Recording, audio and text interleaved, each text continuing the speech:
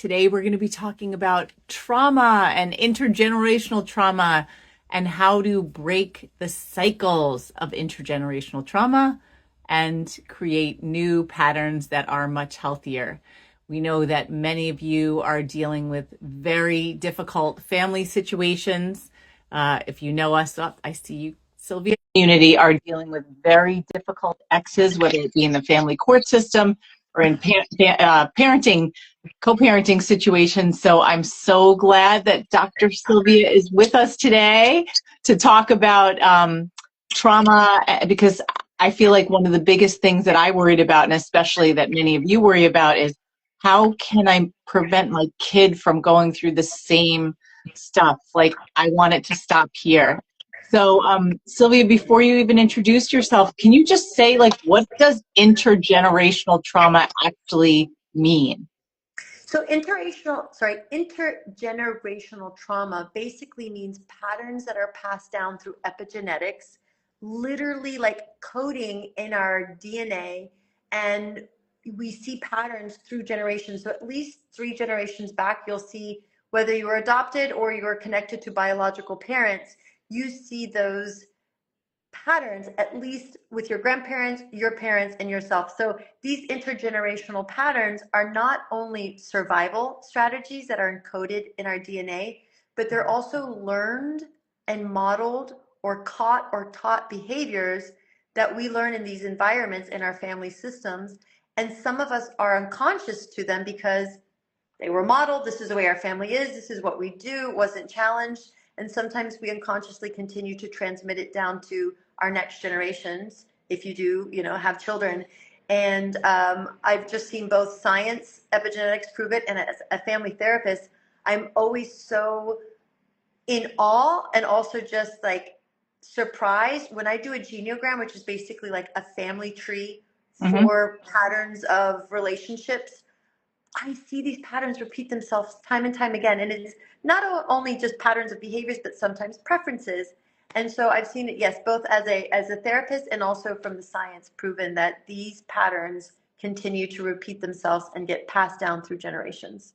So I know this seems like a dumb question, but how many families or what percentage of families deal with this sort of thing, with repeating patterns? Everyone. Like, I mean, I don't think there's one family I've ever worked with, and I don't think science would exclude one family from basically learning to adapt. I think another reframe for intergenerational trauma is adaptive strategies that we have learned and passed down to cope. And some of those strategies might be destructive and hurtful, and they're just because they've been repeated. Sometimes we don't challenge that hurtfulness, because when you do, you can often get excluded from the family, or maybe some of your basic needs are not met. Like it leads to a domino of consequences when you do challenge certain patterns that have just been deeply embedded in family systems. yeah. So before we go on, how about you officially introduce yourself? Yes. So I'm Dr. Sylvia Kalachinsky. I'm the author of, if you can see that, Lonely AF. I left all my books at home. I just got the box last week, so I haven't brought them into my office yet. So I have a PhD in family therapy. I'm licensed as a marriage and family therapist. I've been practicing therapy for over 21 years. I've worked in all different organizations, nonprofits. I've worked with at-risk youth. I've provided family therapy inside the homes of at-risk youth, inside juvenile detention centers. I've worked with migrant workers. I've provided therapy literally like out in the fields with migrants in California. I've worked in hospital settings at Mount Sinai Medical Center as the lead clinician to lead group therapy. So people that were stepping down from inpatient, people that were suicidal, struggling with anxiety, depression, psychosis, or people just in their everyday life just having a hard time coping. Maybe they experienced grief, maybe some kind of intergenerational trauma, and going to their therapist once a week was just not enough. So stepping up and coming to group therapy 3 times a week. So I loved that. And then after the pandemic hit, they reduced my hours, and I was working from home, and I thought, well, why not write a book? And a lot of my patients had asked me, when are you going to write a book? You have this way of communicating ideas in a way that feels more digestible, less clinical jargon. And I also had a way as a therapist, I would share honest human stories. I'd kind of bring in sometimes my own, stuff that had happened, not over divulging, but look, I struggled with this. I didn't use my coping mechanisms. This is what can happen. We're all learning. I'm working through my own intergenerational patterns. I'm trying to break some of my own learned responses that just don't serve me or my family now. And so here I am. I'm living in Geneva, Switzerland now, and Oh, wow. yeah, my book comes out March 16th. So it's a dream come true. I've been working on this for almost 5 years. Oh my So gosh. this is like the big month. Like here it is. Congratulations. We actually have a book coming out on March 18th. Yeah, not to I'll just flash it quickly. When your ex turns the kids against you, which is a Oh big my thing in the gosh. community. I have So, so many clients that are going to benefit from reading that book. And I definitely have one client I want to send your way because your work is so valuable and so needed. oh, thank you. Yeah. Thanks. Well, let's start talking about the connection between the things that our community is experiencing and their childhood. Do you see a tendency with people who are dealing with high conflict exes to choose this based on patterns in their past that they might not know about it, and or do you see or withdrawing from intimacy? Yes, I see both. So I think one common phenomenon that I see in my clients, and also I've seen in my own personal life and my own choice of romantic partners, is we're often attracted to unconsciously a person that reminds us of how we emotionally felt within our own family of origin, but particular with our caregivers. So we're often attracted to someone who reminds us of how we emotionally felt. So for example, in my system, my father has some narcissistic tendencies. I often maybe felt misunderstood, unheard. My needs were not important. I had to cater to my father's needs. I had to, um, in a way, anticipate like if he was going to get angry and what can I do to not anger him. So I learned all the people pleasing. And so in my early experiences of dating, I remember attracting people that were emotionally unavailable, or Mm-hmm. people that were a little bit more narcissistic, or I remember attracting people that loved to talk about themselves and there wasn't that much room, for Mm-hmm. them to question, who I am, and just, you know, falling into a familiar pattern. Like, well, this feels familiar. I wasn't conscious of it, but it felt familiar. And I see a lot with my clients often being attracted to a partner that often resembles the parent that they had the most difficult relationship with, the Mm-hmm. I most mean, you challenged. hear like you marry your mother or your father, the one that you have problems with, and then you have this opportunity to try to work it through. Mhm. Or you marry the person the exact opposite, and you think you're avoiding the situation, but somehow, again, some of those patterns will still present itself. So either someone just like them or someone the exact opposite, but still somehow like memories of those generational patterns still show up. Yeah, yeah. And you said the word familiar. I was thinking familiar as well as just normal. Like this is normal. This is what it's supposed to be like. Yes, yes. I also want to add that two things. Our nervous systems get conditioned to feeling a certain way. We as human beings, we track patterns, right? The brain is wired to track patterns and to find, similarities and differences, and that's how we learn, right? Um, I think with our nervous system, when you get conditioned to a certain environment, so if you're raised, let's say, in a healthy, regulated family where, you have this conditioning of, okay, well, if I'm sad, my mom and dad will notice, oh, you look sad. Is everything okay? And that's normal that if I'm sad, someone will notice, they'll ask, I'll feel comfortable to share, and there's some kind of communication. Well, another family system that someone can get their nervous system regulated to is, well, we don't talk about feelings. My Hmm. mom and dad don't show their sadness. They don't show any other emotions except for maybe anger. If I'm sad or upset, they might tell me, well, you need to be grateful. You have a lot more things than other people. What are you sad about? Like, we worked so hard to give you anything. You don't have anything to be sorry about. So then you learn, oh, I cannot talk about my emotions. That's unfamiliar. That's scary. And so your nervous system gets conditioned to almost feeling this sense of, okay, I need to suppress my emotions. Hmm. And then later in your romantic experiences, you might attract a partner again that is not comfortable with hearing how you really feel, or you naturally are conditioned to, I'm going to restrict, I'm going to play it small. My nervous system says I don't feel comfortable sharing who I really am, so I'll be a people pleaser. But again, that conditioning just creates a sense of normalcy that you're attracted to it. And even if you date someone that is emotionally available, then sometimes you might unconsciously recreate a fight or some kind of interaction because I need to feel. Oh, wait, say it one more time. I think you got a call. Say it. So you said you need Sorry to about this. feel what? I need to unconsciously, it's like, I need to feel this familiarity of not feeling heard, of not feeling seen. Yeah. And Well, so I of think, course. Sorry, I was going to say you reminded me from my 20-year relationship with my ex-husband. When I got out, I almost felt like with my current partner, Chris, who's the male half of Been There, Got Out, also that it was a little bit boring in the beginning because there wasn't the drama and all of the conflict and like trying to resolve things that I had been conditioned to for quite a while before the yes, split. And I thought, this is too easy. Like it yeah, was weird. It was weird. yes, Of course, it's thank God normal now to be in a nice, wonderful, healthy relationship yes, for the past 11 years, but it was weird in the beginning. I thought I'm not used to calm, happy person who is yes, independent and not making me feel like I'm responsible for his happiness. So, but it took some adjustment. yes. And I often tell my clients, your nervous system will often reject what's unfamiliar, even if it feels good. Yeah. Even if you know it's healthy, it will still reject what's unfamiliar, and it will. It's like, I think there's expression that your body will revert back to a familiar hell over Mm. an unfamiliar heaven. Ooh, I love that. I'm going to use that.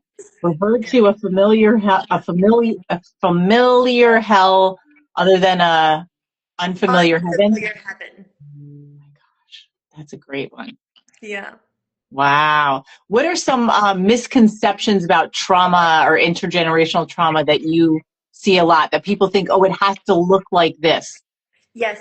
I think many people think that intergenerational trauma or trauma itself has to show up as this capital letter T trauma. I had to have been sexually abused, physically abused. I had to live in these, destitute conditions on the street, abandoned. Like they're just like, it has to be this exaggerated sense of trauma to qualify as trauma. And one of my favorite reframes for trauma is from in EMDR training that I participated in.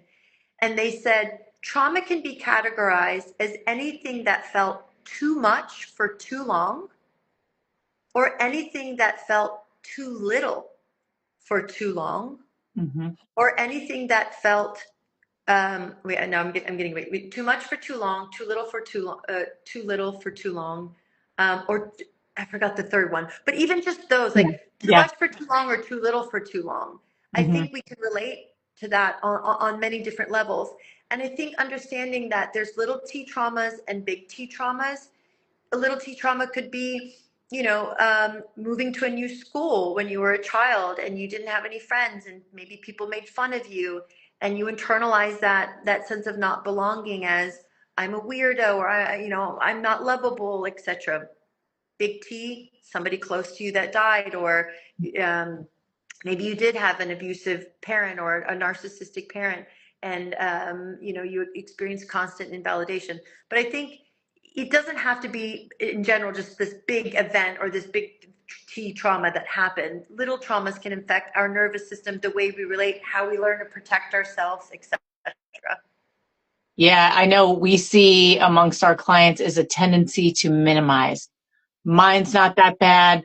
I don't want to take up time from other people who have it worse than me because we have this weekly legal abuse support group. And Yes. there's this like, I don't feel like mine is good enough to talk about, or I want to let other people go first. Absolutely. That is such a common trait to minimizing, which again, I think is an adaptive strategy that this person learned in their family of origin. Somehow in their family of origin, they learn in order to protect themselves, to avoid conflict, criticism, rejection. If they minimize things, they're safe. So like a type of fawning. Exactly. Exactly.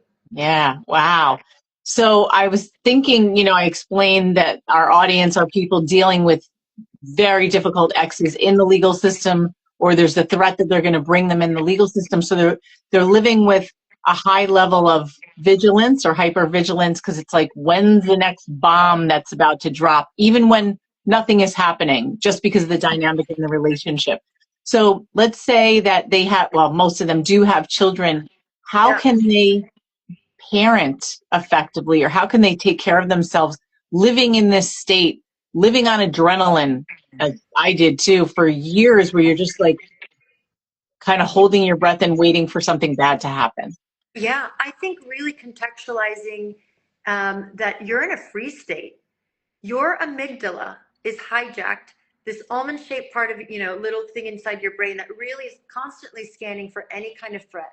And Mm-hmm. when you're under legal threat and attack to your basic needs, right? Your home could be under attack, your finances, your children, etc. So that hypervigilance and plus the amygdala hijacking, your body goes into a freeze state, and it's really hard to regulate your nervous system because the body's like, we're under attack. We need to Yeah. stay awake. We need to protect. We're to protect. So to understand, okay, this is also a nervous system response. This Mm-hmm. is also a neuroscience response. My happen is exhausting. Yeah, my brain is trying to protect itself. So learning how something as simple as how can I shift my breathing to take a longer exhale out, Mm-hmm. so I'm giving my brain and my body more oxygen, because often when we're in that freeze state and we're hypervigilant, we have very short breathing. And Mm-hmm. that throughout the day reduces the amount of oxygen our body is getting. It increases panic attacks eventually. And all that cortisol that's just pumping through the body under that state of fear and the freeze state is absolutely exhausting on the body. So instead of waiting, to do this big thing like that probably is not even available, like meditating or going to yoga, all of that is not available when you're under freeze state. Mm-hmm. So take advantage of the in-between moments. There's another book called When Life Happens by Dr. Rachel Goldman. She's also publishing in March. Mm-hmm. He wrote the book In Between Moments. And I think also what I appreciate about her ability in teaching CBT is you don't have to wait for a therapy session. Just wait for these in between moments. Maybe you're waiting for that call from your lawyer. Like, how did it go? Well, and Mm-hmm. instead of like continuing to check your phone and staying in that freeze state, it's okay, let me just relax my hands as I'm holding my phone. So it's not even just necessarily your breath, but focusing on like one little part of your body. The phone, my hand is Yes, tight. yes, yes. One of the funniest interventions I used to teach at Mount Sinai in group therapy was when you get hijacked, right? Your amygdala gets hijacked and you're in that freeze state. It's very important to understand that that's an involuntary response. So as soon as your brain goes into the amygdala hijack, you can't prevent that. But as soon as you gain awareness of, oh, I'm holding the phone like this, or oh, I'm scared about what's the response going to be from my lawyer, then in that moment, you look at your body, you're like, okay, let me loosen up. But here's the intervention that's funny. And you can do it with me. I want you to think about your left toe in your shoe, and I want Okay. you to wiggle your left toe. I'm And like, which as you were, toe? yeah, Big yeah, toe? Okay. yeah, your big toe, sorry, your big left Okay. toe. And as you're wiggling your left big toe, can you describe the sensation in your shoe when you're wiggling your big left toe? Okay. I actually am not wearing shoes. I'm standing here in Perfect. socks, but Okay, so I can feel it in my socks. pressing the socks and the toe into the floor up and down. How would you describe that sensation of lifting your big left toe up and down as you're standing?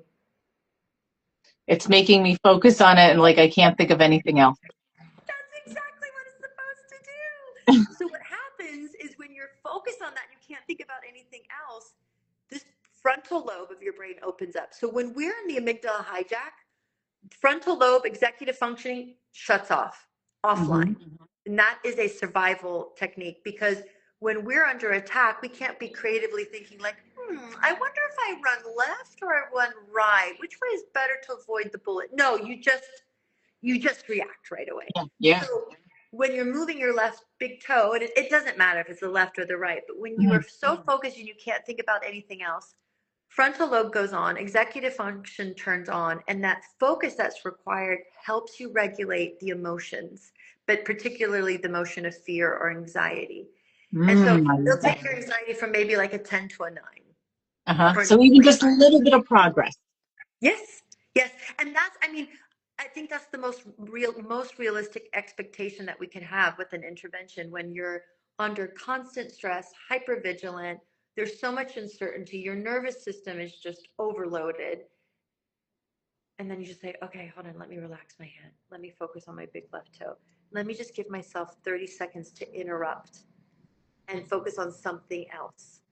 hmm Yeah, I love it that it's so simple. Like the 30 seconds in between, like I think about it, there's 3 minutes when I'm heating up my tea. Yeah. What can I do in those 3 minutes? Yeah. Okay. So I love my body skill. So it's called 90 seconds to calm. Okay. So that's just a minute and a half. So B stands for breathe. O stands for observe. D is describe. And Y is yield. Yield to the stress response or just yield to the moment. hmm So breathe. We'll do this together. Let's inhale slowly through our nose. And as you exhale, exhale out, make the exhale longer than the inhale. Push it all the way out. Let's just do that 2 more times. Inhale through your nose. And then exhale out and push the breath out as far as you can. And one more. Deep inhale through your nose. And a gentle exhale out, pushing the breath out as far as you can. Beautiful. And now at the O, observe 3 colors around you and say the name of the color as you see it. Okay. Blue, green, and orange. Okay. And now observe 3 objects and name the object that you notice in front of you. Uh, Paperweight, hair clip, and cup of hot water. Perfect. My favorite one now is now observe 3 sounds live and describe the sound as you hear it. It's so quiet. Normally there'd be a bird outside, train in the distance, and me just tapping my fingers on the table. Did you imagine the train and the bird or you really heard it? I heard the bird. The train comes often, but I'm like, it's silent in here. So maybe just even observe that. Like you hear the silence. So with the exercise, you don't want to imagine you hear a train. It's, I don't hear the train, I hear Mhm. silence. So then that focus goes to the silence, the bird, and the I heard, tapping. I heard traffic in the distance. Perfect. Okay. Now take a slow, deep breath in through your nose for one last time. And that longer exhale out. So now, Lisa, what do you notice that's different in the way you feel in your body now compared to when we started the live? Shoulders are completely relaxed. I didn't realize, I think I might have been going like this, and they're just all the way down. Yeah, yeah, And I think my face is a little more relaxed too. yeah. So something like that, imagine 90 seconds, you interrupt the stress response. And even if you're not stressed, you can do that just to bring your awareness, your sense of self and presence to the moment. And the most important thing about the body skill is don't wait until you're stressed to practice it. Like Mm-hmm. practice it now, Oh, just like you really? did on a live IG. Practice it when you're waiting for your tea to warm up. Practice it when you're brushing your teeth. Because if you wait for that moment that you're stressed, you'll forget. But if Yeah, you practice it when you're not stressed, ironically, that when you do get stressed out, you're like, oh, I got that body skill. You know, or again, back to your clients, there's so much uncertainty. hmm There's so much like over analysis and overthinking of all the details. Did I submit that petition correctly? Did the lawyer add this? Did they look at my financials? What did they see in my financials? Oh, your brain just doesn't right. stop. What did I miss? What did I do wrong? Yes, yes. And then, oh my gosh, someone else has the ball in their hands. What's going to happen? What if someone's incompetent? What if someone drops the ball? You know? And so your brain is constantly scanning for all of these possibilities because our brain doesn't like uncertainty. Yeah. Allowing yourself to do the body skill and give your brain something else to focus on, like moving your big left toe or noticing three colors. It sounds so simple. You're like, how is this really going to help me? It helps because it turns the frontal lobe back on and it interrupts that constant cortisol that's flooding through your body. And all those interruptions add up, and then you're just a tiny bit less stressed, and you might have a tiny bit more clarity, and you might sleep a little bit better at the end of the night. Yeah, I mean, it sounds so simple, but it is really hard. I was interviewing a grief recovery therapist the other week, and he was saying if you could just sit still at the table and focus on holding your hot tea and looking out the window for like a minute, very, very difficult. We can't sit Yes, still, and we've got all of these devices and stimuli that are just making us just, we distract ourselves. absolutely. And I think there's a distinction between healthy distractions. Sometimes we really just need our brain to get distracted to interrupt, and then sometimes there's unhealthy distractions. Mm-hmm. And I think when you said it's hard, a reframe for that is it's hard and it's a practice. Mm-hmm. It's a practice that requires practice. The more you practice it, the more it works. And I think the hardest part about the practice is the consistency. Because we'll do it a few times, we're like, oh, and then you forget about it. Yep, of So course. one of the things that I think that helps is pair the practice with something that you do already every day. So if you make your tea every day, even if it's not the body skill, just a simple wiggling of your toe or bringing awareness to the sensation of the air going in through your nose when you breathe in, Mm-hmm. and then bringing awareness to the exhale out. And you're not telling yourself relax your shoulders, but by bringing your attention to something in the now, your nervous system starts to regulate and say, oh, in this moment, I'm not under attack. In this brief 15 seconds, Mm-hmm. I can take a deeper breath. I'm not at war. It feels like I'm at war in my head, but in this moment, okay, I'm not in the courtroom. I'm not in front of the judge. Just tiny little, those in between moments that will keep you alive. I am so thrilled that we're talking about this because I already have like 12 clients that I'm going to get a hold of right away and say, you need to watch this interview. This is Yeah. really, really, really helpful. So what about, let's say I'm emotionally regulating myself. Do I need to figure out a way to communicate what I'm doing to other people, like my ex or my kids? Do I need to establish boundaries about like, this is my piece and you can't interrupt me? So you mean if you're doing the actual like nervous regulation skills, like if you're doing the body skill, Yeah. um, of course, like I think in like a perfect world, it'd be nice to set a boundary like, oh, hey, I'm going to meditate or I'm going to do my body skill for 90 seconds. Like, please don't interrupt me. But I think life happens and people do cross boundaries and it's hard to enforce boundaries. I think it's something that you can subtly do that you don't need permission or you don't even need to communicate you're doing it. Mm-hmm. It's something, it's almost like I feel like it's a powerful tool when you're able to use it without telling people you're doing it.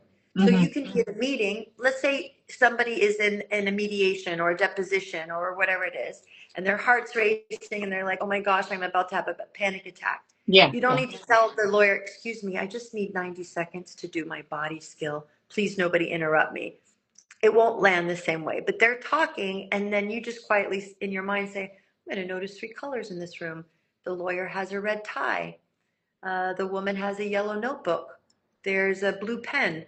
I can hear the sound of the typewriter. I can hear the sound of my phone. I can hear the sound of the lawyer talking. Okay, I'm going to wiggle my left toe. It's almost like kind of like a secret weapon. You don't really Mm-hmm. want to communicate too much. I'm doing this. It's no, I'm doing this. This Yeah. is where I'm bringing my focus to. Um, yes, now I am all about boundaries and communicating your needs. I just think for those little interventions, it might bring too much attention and then Someone will kind of make, sabotage it. yes, exactly, exactly. Or Yeah. use it against you. Like, what are you going to do? The body skill? What do Yeah. you do? People can sometimes weaponize Oh, these yeah. tools that you find. Yeah. Yeah. I, Yeah. I used to have my ex fiance. He had also some strong narcissistic tendencies, and I remember one time I was like doing this. He's like, "What are you doing? what are you like trying to get rid of my energy? I'm like, I don't even tell you what I'm doing. Like, so sometimes if you make your tools too obvious, some of the toxic exes or whoever you're, in conflict with can then weaponize it. And you don't want that to happen. Yeah, yeah, that's really smart. So, so we've talked about some little exercises that people can do. What about, let's say, talk therapy versus doing things with your body? Because so Yes, much of this is unconscious. yes. If I don't know that I'm traumatized or I don't know what it is, how do I even start? I mean, I can do like the little things too, but like dealing with the bigger, not Yes. just at the moment. I think if we're addressing the people that you're working with that are so stressed out, so overwhelmed, their nervous system is just overloaded, they're Hmm. hanging by a thread, I think talk therapy is not the best. I think Hmm. it's just too much. Like, you know, unless like you just want to feel heard and you want to, it depends also what type of therapy. I think finding a therapist that works with somatic psychology, with the body, or particularly EMDR, Yeah. eye movement desensitization, desensitization reprocessing, Hmm. so that you can start to really rewire your body and your nervous system to respond to these triggers in a different way. Because Hmm. I think, especially in these high conflict cases, people are getting triggered. People All are the using time. it against you. And you're just, again, in that constant like amygdala hijacking. If you can use EMDR or any kind of like somatic psychology that really helps you go into the body without having to talk it through, because I'm sure with all the legal stuff, you're just over talked. Yep. Addressing the body, I think, will fuel the battery or recharge the battery more and allow the person to be able to show up for themselves in a more present way. And if they have children, to be there for their children. Because once your nervous system is fried, it's really hard to be present. You're like a shell of a person to yourself Yeah. and to your kids. So I think bypassing the talk therapy and going straight to anything that feels that it's addressing the nervous system. And there's different modalities: somatic psychology, EMDR. There's something called, I think, mind. Oh gosh, now I'm forgetting the term because I don't use this modality. Something like mind mapping or something like that. But again, going going into the body, I think, is going to be the best avenue. Yeah, yeah, that makes so much sense. So let's say I successfully start breaking the trauma cycle, I start healing, and I lower my number of panic attacks. What impact will this have on my children and future generations? Why is it so important? Yes, I think it is so important to model new behaviors to your children. So many of us unconsciously repeat what was modeled and what was taught, whether it's from our family system or from society. When you are able to model to your children, like, hey, I'm setting a boundary. Mommy's going to take a moment and I'm just going to focus on my breath. I'm going to take a longer exhale out because mommy is feeling really scared. You're modeling, I can name my emotion, but I also can model to my child. I'm also giving myself a beat, a pause, because I think you probably see that a lot with your clients. They don't even have a moment to pause and think because they're constantly being bombarded with all of Mhm. these. um, I think what's also really important is if you can find these little minute ways to regulate your own nervous system. Children co-regulate with us. I think Mhm. one of the biggest misconceptions that I've seen with parents, but also like old school parenting, you need a timeout. You need to go to your room and think about what you did. You need to calm down. The child's body and brain cannot regulate themselves by themselves. A child cannot regulate themselves in isolation. They can cry. They can cry so much to the point that they feel absolutely just what's the word I was gonna not deflated, but oh gosh, I'm forgetting the word. But when despair, Mhm. and then despair kind of just turns into quietness, and then there's like this feeling of learned helplessness. No matter Mhm. what I do, it's not going to change anything. So when you can model to the child, I'm going to just take 5 seconds to move my toe, to bring myself back into my body. The child picks up on that, like, oh, mommy's regulating her nervous system without cognitively thinking. And then the child learns, oh, I don't have to take care of mommy Because often kids do that. Like if especially if it's whatever parent it is that's crying and they're really upset, and the child's like, "Oh, mommy or daddy, like daddy, please don't be upset. How can I, help?" And then the child takes on that responsibility to make the parent feel better.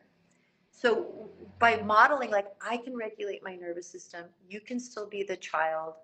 I don't need to pass down this, you know, uh, either this over responsible role to you, or this hyper vigilant child, or the parentified child to you. We can create the separation. Mommy can, address her emotions, or daddy can address his emotions. He can show the emotions, but it doesn't have to be so scary. And I think one thing that we haven't really like gone into that's really important with the intergenerational trauma, I think for any of us who've experienced any kind of conflict in our family, or any kind of tension, or maybe just we understand that there's an adaptive quality that you learned that helped you survive that's not helping you or your kids. I highly recommend anyone to just draw it out, create a genogram. So you start with you draw yourself. If you're a female, represent yourself as a circle. If you're a male, do it a little square. Draw yourself, your siblings. Then create a little line of connection and draw your parents, whether they were adopted, biological, or you're in foster care.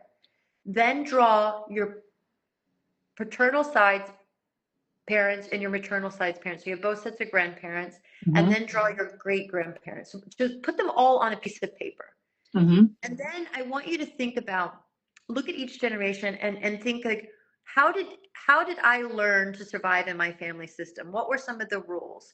What was taught? What was caught? Okay. Look at your father and your mother's side of the family, and also understand what kind of system did they live in? What were the family norms, and what was not allowed? And then look at your great grandparents. Also bring in context. Where were they born? What was their socioeconomic status? What was happening in the marriage? Was there conflict? Was there emotional cutoff? Look for these patterns of how people either avoided emotions, or face them straight on. I think particularly for your clients, use conflict as a theme. How is conflict addressed or not addressed in my family system? How is conflict addressed or not addressed on my father's side of the family, my mother's side of the family? Look for those patterns. If you see a lot of conflict avoidance, you might find patterns of narcissism, of abuse of power. And when you see it on a piece of paper and you're like, well, of course it makes sense that I married into a system where my partner was controlling and narcissistic and abusive, and now I'm trying to fix it for everyone, and now I'm scapegoated, and then you're like, oh, well, there's in my family this person was scapegoated and this person was narcissistic. So you just broaden the context, and you realize, well, I'm born into a family of patterns. Nothing happens in isolation. And so that gives you the awareness, these are cycles I don't want to repeat. And maybe following through with this divorce, whatever legal issue, this is my conscious way of saying that cycle ends with me. And I can teach my kids that they have a choice, because me as the parent, whether you're the mother or the father, I'm making a choice. This is not acceptable anymore. As difficult as it might be to confront this, we have a choice. We can live differently. And it might still come with tension and heartache, but we could still find new ways to adapt and survive that doesn't require repeating these strategies that don't serve us anymore. Love it. Sylvia, how can people find you and your book? Say your book again. Yes. So my book is titled Lonely AF, A Therapist's Nobiest Guide to Feeling Less Alone. You can find me here on Instagram at Dr. Sylvia K. I also have a website, drsylviak.com. So that's spelled DRSYLVIA, the letter K.com. I also have a podcast called The Dr. Sylvia K Show. So I interview people like you that are helping other people, that we talk about mental health, we talk about struggles, we talk about, a lot of different things that just in life, like we as humans face. I'm going to check out your podcast.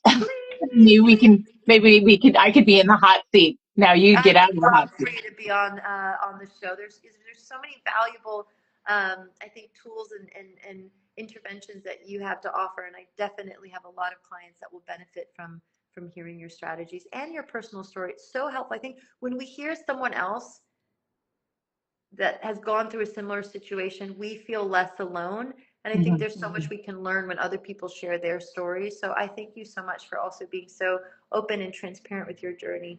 Oh, my pleasure. I am thrilled that we met. I cannot wait to share this interview with everyone and to turn into the podcast and put it on the YouTube channel as well. So thank you Thank you so much. so much, Sylvia. This will not be the last conversation. Please, and I'll see you on the Dr. Sylvia K show soon. Okay. Talk soon. Bye. Bye.